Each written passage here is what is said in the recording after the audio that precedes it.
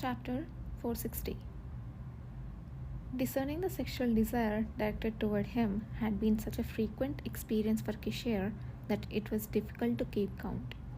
Many nobles had looked down upon him as a foolish and dissolute scion of a soon-to-be extinct imperial family.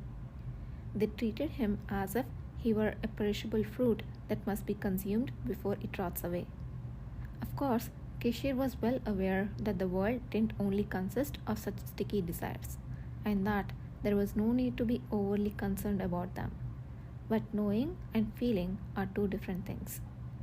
Therefore, it was only natural that he felt a shiver in front of the pure, gentle blaze of desire that was now directed at him. Unable to overcome the sensation building in his chest, Yudhir took a ragged breath, teeth clenched.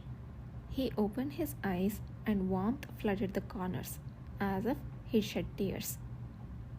It felt like staring at a blaze, and he couldn't help but smile. His gaze might have looked fierce, almost angry, but it was merely because the intensity of his emotions left no room for tenderness. Kishir sensed within those eyes a desire directed at him, unburdened by any residue or reservation. How wondrous and lovely it was that one person could desire all of another, and that the other could reciprocate that feeling. The young man who had flung himself into Kishir's arms was braver than ever. He embraced Kishir without holding back, as if shedding all previous silences and barriers, and didn't suppress the sensations surging within him. In his joy, Kishir indulged in the moment far longer than he initially planned, but Yudhir did not push him away.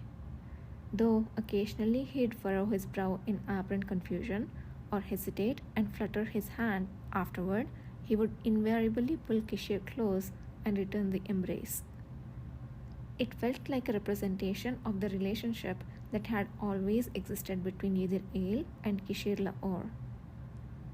The man who had claimed all of Kishir was sometimes clumsy in his responses. Unlike others who were awkward because they didn't know, Yudhir seemed awkward precisely because he did know.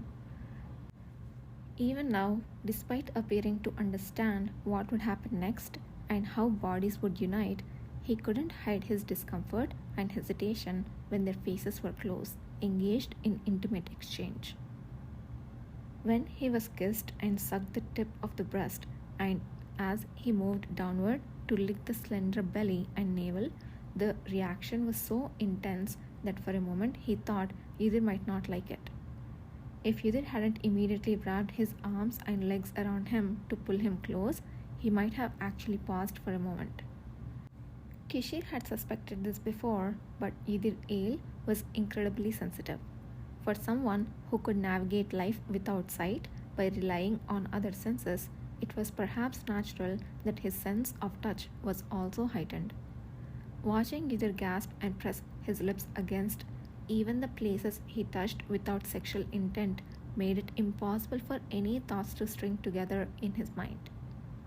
To know that beneath that seemingly pallid and emotionless face lay such a torrent of intricate and intense sensations, known to him alone, was both heart-rending and endearing. While Kishir licked Yudhir's chest to soothe his nerves, Yudhir, initially hesitant, gradually grew bold and pressed his teeth into Kishir's chest as well.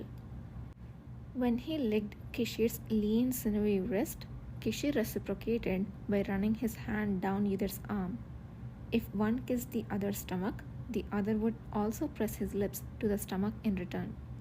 It was no exaggeration to say that they caressed nearly every part of each other's bodies except for the back. If Kishir took the lead in showing something, Yudhir didn't stop at merely receiving. He returned the gesture with the same or even greater boldness. Kishir laughed, slightly dazed by the heat of the moment. Could there be a more certain moment to feel that the one entangled with him was Yudhir? He felt overwhelmingly alive. Every breath Yudhir exhaled, every sound he held back and released felt fresh and beautiful. The sensuality Yudhir displayed evoked thoughts of nature as it must have existed in the beginning. Before all this, Kishir became but a small human worshipping it. Moving like two free animals entwined, after satiating their long held desires for each other, Kishir briefly lifted his head. Brushing aside the disheveled bangs that were in his way, he looked down to find Yidr staring back at him. His face flushed, but his gaze unyielding. Despite the dampness on both their skins and the sheets, he realized anew through Yidr's eyes that their desire hadn't diminished in the slightest. Those eyes were dark like a comforting shadow, illuminating nothing but Kishir. When Kishir curled his lips into a small smile, Yidr slightly twitched his eyes and parted his wet lips. Just as Kishir was captivated by Yidr, the latter was utterly vulnerable before Kishir's smile. Kishir moistened his hand with the fragrant oil placed beside the bed. Rubbing his warm, heated hand against himself, what had already been standing painfully erect became even more rigid. Should he try pulling out and re-attempting due to its size? The fleeting thought passed, and as if reading it, Yidr pulled his hand to touch his equally erect spear between his legs. ... At the moment their hands and legs met, his lean body quivered. Despite the rapid, almost anguished breaths in the silence, Yidr did not let go of Kishir's hand. In the silence, Yidr opened his mouth, and though no sound came out, the command was clear. Continue. Don't stop. More. Before the words even concluded, Kishir's finger slipped inside, disappearing between Yidr's legs. Kishir closed his eyes, feeling the sensation of a part of his body overlapping with that of his partner's. His eyelashes trembled, fully revealing the enormous heat his body felt. Does it hurt? No, it doesn't hurt. It's just... The latter words were left unsaid, but their meaning was not hard to grasp. Kishir exhaled deeply, focusing his strength on his stomach, and gently probed inside with his oil-soaked finger. He was well aware that his hands were much larger and longer than those of ordinary people. Even just a single finger could evoke sensations beyond imagination, particularly for someone as sensitive as Yidr. As Kishir's finger twisted somewhere inside, Yidr closed his eyes and took a deep breath. Kishir had patiently tamed the inside, waiting for Yidr to get used to the sensation of a single finger. When Yidr's tensed knee started to relax, Kishir inserted a second finger. Getting used to one was one thing, but two was another challenge. However, Yidr had only frowned slightly and endured it, biting his lip. The two fingers pressed together had moved apart slightly and began to probe and poke inside more quickly and intensely. A wet, scrunching sound was heard between the slippery legs. It seemed Yidr had heard it too, as he opened his eyes and looked down between his legs. His mouth was slightly open, panting, and his tongue seemed to be craving something. Kishir leaned down and kissed him again. As they began to kiss, Yidr's body had become much more softer than before.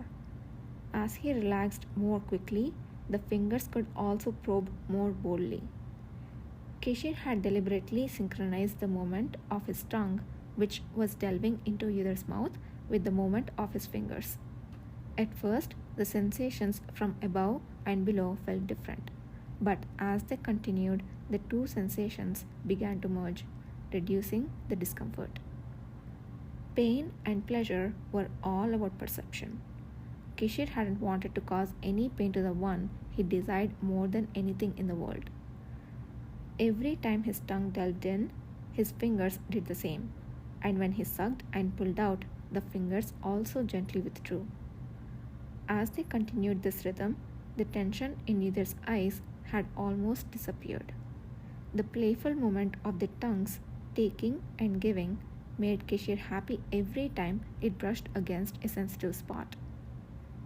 Even when 3 fingers were inserted, the inside had only momentarily tightened to check the intruders but didn't push them out or become rigid.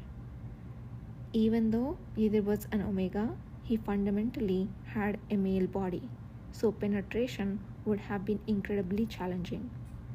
Whispering softly that he should speak up if he felt uncomfortable, either had smiled faintly. A sigh had escaped him, his expression a mix of pleasure and pain. I'm fine.